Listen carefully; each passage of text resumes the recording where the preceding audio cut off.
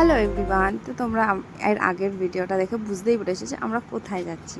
হ্যাঁ, একদমই ঠিকঠাক গেস করতে পেরেছো যে আমরা পুরুলিয়া যাচ্ছি। তো আমাদের ট্রেন যেহেতু অনেক রাতের ছিল, তো আমরা ট্রেনে করেই প্রেফার করলাম যে ট্রেনে করেই যাব। তো ট্রেনে করে আমাদের এখান থেকে কাছাকাছি স্টেশন হচ্ছে দাসনগর। তো দাসনগর থেকে ট্রেন ধরে আমরা হাওড়া পৌঁছালাম। তো হাওড়া পৌঁছে অনেকটাই আগে পৌঁছে গেছিলাম। তো যাই হোক, ওখানে গিয়ে খাওয়া দাওয়া করে নিয়েছিলাম, দিয়ে কোন প্ল্যাটফর্মে দেবে বলে ওয়েট করছিলাম অনেকক্ষণ ধরেই। আর খালি দেখছিলাম যে কখন দেবে, কোন প্ল্যাটফর্মে দেবে। তো যাই হোক, আর আমরা এই ট্রিপটা করেছিলাম হচ্ছে শিব দুর্গা ট্যুর অ্যান্ড ট্রাভেলসের থেকে। তো ভীষণ ভালো একটা মানে প্যাকেজ দিয়েছিল। তো তোমরা চাইলেও তাদের সাথে কন্ট্যাক্ট করতে পারো, আমি ডিসক্রিপশান বক্সে দিয়ে দেবো নাম্বার তাদের সাথে কন্ট্যাক্ট করার জন্য। আর মানে ভীষণ ভীষণ ভালোভাবে তারা এই ট্যুর প্ল্যানটাকে করে দিয়েছিল, ভীষণ সুন্দর। তো তোমাদের সাথে পুরোটাই শেয়ার করব।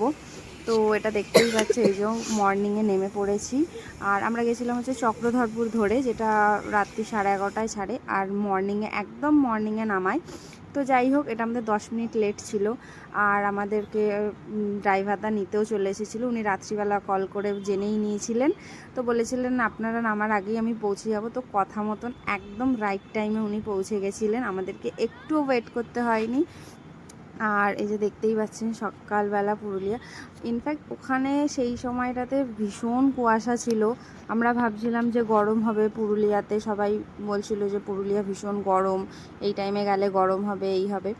বাট কিচ্ছু নাই, যে দেখতেই পাচ্ছেন প্রচুর কুয়াশা পড়েছিল সেই দিনকে। মানে সামনে কি আছে কিচ্ছু বোঝা যাচ্ছে না, এত কুয়াশা। তো আমরা ভয় পাচ্ছিলাম। তো যেই দাদাটা নিতে এসেছিলো, তো উনি বলছিলেন যে না, সকালবেলাটাই কুয়াশা, দুপুরবেলাটা একদম ওয়েদার ঠিকঠাক, খুব গরম না খুব ঠান্ডাও না, ভীষণ সুন্দর, ভালোভাবে ঘোরা যাবে। তো এটা হচ্ছে বরাভূম স্টেশনের রেলগেটটা পড়েছিল বলে তো বললাম তাহলে চলো মর্নিংয়ের চাটা এখানেই খাওয়া যাক। তো ওই কারণে দাঁড়িয়ে তো সবাই মিলে চা খেতে নেমে পড়েছিলাম। আর কুয়াশা ঘেরা ইসেতে চা খেতে দারুণ লাগে, তাও আবার এরকম মাটির ভাঁড়ে, ভীষণ ভালো লাগছিলো। আর জায়গাটা এত সুন্দর লাগছিল, আর পুরোটাই কুয়াশায় ঘেরা। তো চাটা খাওয়ার পরে আর এই যে দেখুন রাস্তাগুলো, শুধু দেখুন, মানে দেখলেই মানে মন ভরে যাবে। মানে এখানেই সারাদিন থেকে গেলেও কোনো অসুবিধা হবে না, এত সুন্দর লাগছিল। তো তারপরে আমরা হোটেলে পৌঁছে গেছিলাম। হোটেলে আসতে 1.5 ঘন্টা মতন টাইম লেগেছিলো আমাদের পুরুলিয়া স্টেশন থেকে। তো যাই হোক, আর আমাদের রুমটা ভীষণ সুন্দর ছিল। কিন্তু আমরা যেই হোটেলটাতে ছিলাম, হোটেলটা নিউলি রেডি হচ্ছে, এখন অবধি পুরোপুরি কমপ্লিট হয়নি। বাট রুমগুলোকে পুরোপুরি কমপ্লিট করেছে, ভীষণ সুন্দর। এটা হচ্ছে চরিদা ইকো রিসর্ট টাইপস, এরকম কিছু একটা নাম, নামটা অতটা আমার মনে নেই, যেহেতু ট্রাভেল এজেন্সি আমাদের পুরোটা রেডি করে দিয়েছে। তো ভীষণ সুন্দর। আর রুম থেকে যেটা আমাদের ব্যালকনি ছিল, ব্যালকনিটা এখনও অবধি কমপ্লিট হয়নি, বাট ভিউটা ভীষণ সুন্দর। মর্নিংয়ের ভিউ মানে পুরো চারিদিকটা বাগান, খেজুর গাছ, কুল গাছ, কি গাছ নেই ওখানে, তেঁতুল গাছ, প্রচুর গাছ আছে। তো তারপরে একটু ফ্রেশ হয়ে নিয়ে এই যে ব্রেকফাস্ট করতে বসে পড়েছিলাম। তো ব্রেকফাস্টে ওখানে দিয়েছিল ঘুগনি আর মুড়ি, বাট দারুণ লেগেছিল খেতে, ভীষণ সুন্দর হয়েছিল। তারপরে এই যে আমরা বেরিয়ে পড়েছিলাম, পুরুলিয়া ফার্স্ট ডে। তো ওই দাদাটাই নিতে এসেছিলো আমাদেরকে ঘোরানোর জন্য। তো ফার্স্ট চলে গেছিলাম হচ্ছে তুর্গা ড্যাম দেখতে। ওখানে হচ্ছে একটা বজরংবলির মন্দির আছে। তো এই দাদাটা বললো তাহলে চলো ফার্স্টে ওটা দিয়েই শুরু করি। আর ওই জায়গাটাতে অনেকে মিনি পেহেলগাঁও বলে। তো এই যে এখন পুরোটাই জলেই, কিন্তু কিছুদিন পরে বা আগেতে এরকম ঘাস ঠাস হয়। তো আমার ঠিক মনে পড়ছে না, ওই দাদাটা আমাদেরকে বলেছিল। কিন্তু এত সুন্দর ভিউটা, মানে অসাধারণ। এই যে দাদাটা বলতে বলতে নিয়ে যাচ্ছে, যে অনেকটাই ওপরে মন্দিরটা। তো এখান থেকে আবার ডিসাইড হচ্ছে কোথায় যাওয়া হবে না হবে। তো পেছনে একটা ঝর্ণা আছে, তো বলেছিল সেখানটাতে গেলে যেতে পারেন। তো আমরা ডিসাইড করেছিলাম হ্যাঁ আমরা যাব। তো দেন আমরা আগে চলে গেছিলাম হচ্ছে বজরংবলির মন্দিরটা দর্শন করতে। ওখানে ফটোগ্রাফি অ্যালাউ ছিল না, তো যার জন্য আমরা ভিডিও কিছু ক্যাপচার করতে পারিনি। বাট ভিউটা অসাধারণ ছিল। মানে এখানে যখন ঘাস হয়, সত্যি এটা মিনি পেহেলগাঁওই লাগবে। আর এখন মানে জল রয়েছে তবুও এত সুন্দর ভিউটা, মানে সত্যি বলে প্রাকৃতিক সৌন্দর্য বিশাল। আর এই যে আমরা চলে গেছিলাম হচ্ছে ঘাটপচা দেখতে। তো এখানে আমার ছেলে ব্লগ করছিল, তোমরা এখানে শুনে নাও যে কোথায় গেছিলাম কি করে। খুব খারাপ একটু দেখিয়ে দাও, খারাপ রাস্তাটা কিরকম। খারাপ রাস্তা না, এটা অ্যাডভেঞ্চারেস। আমরা কোনো অ্যাডভেঞ্চার করছি, তাই তো মা?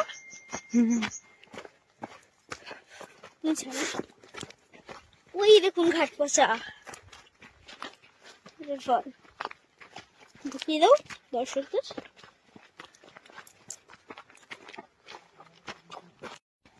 আমার হাত ধরে দেখুন আমরা এখন কোন রাস্তা দিয়ে যাচ্ছি। আমরা এখন ভয়ঙ্কর রাস্তা দিয়ে যাচ্ছি, এরকম মাঝে মাঝে রাস্তা। দেখুন একটু ফরেস্ট টাইপের।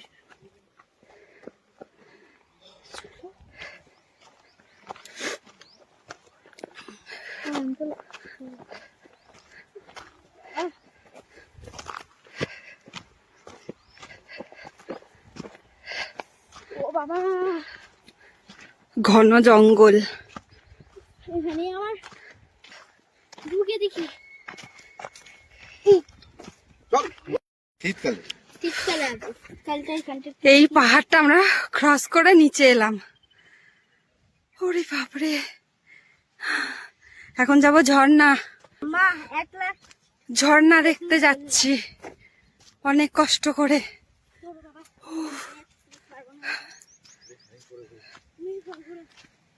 অসাধারণ জায়গাটা, অসাধারণ। ও গরু আঙ্কেল কোথায় গেল? কোথায় গেল?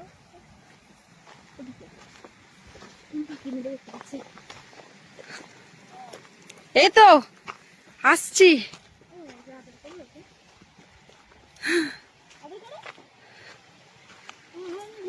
দেখে মনে হচ্ছিল একটুকুনি জল পড়ছে, মানে জলের স্রোত আছে।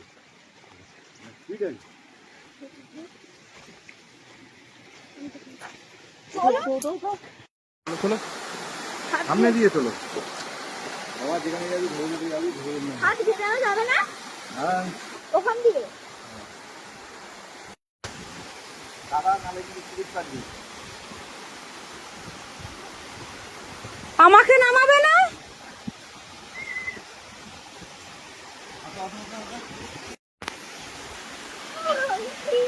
কি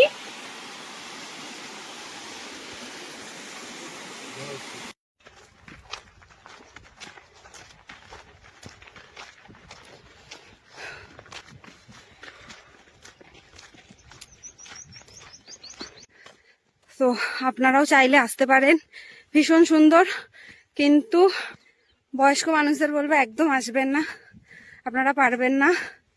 মানে অনেকটা খাড়াই, আমরা রীতিমতন হাঁপাচ্ছি।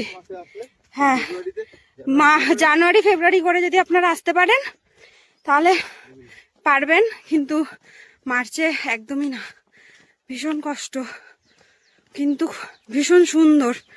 যারা ট্রেকিং করতে ভালোবাসেন তারা অবশ্যই আসবেন এইখানটাতে, আপনাদের ভীষণ ভালো লাগবে। কিন্তু বয়স্ক মানুষরা একদম আসবেন না, বা যাদের পায়ের প্রবলেম বা হার্টের প্রবলেম আছে তারা জায়গাটাকে স্কিপ করে যাবেন, একদমই নয়। এটা খুব সুন্দর একটা জায়গা। এটা হচ্ছে ব্যাক, এটা হচ্ছে যাচ্ছি।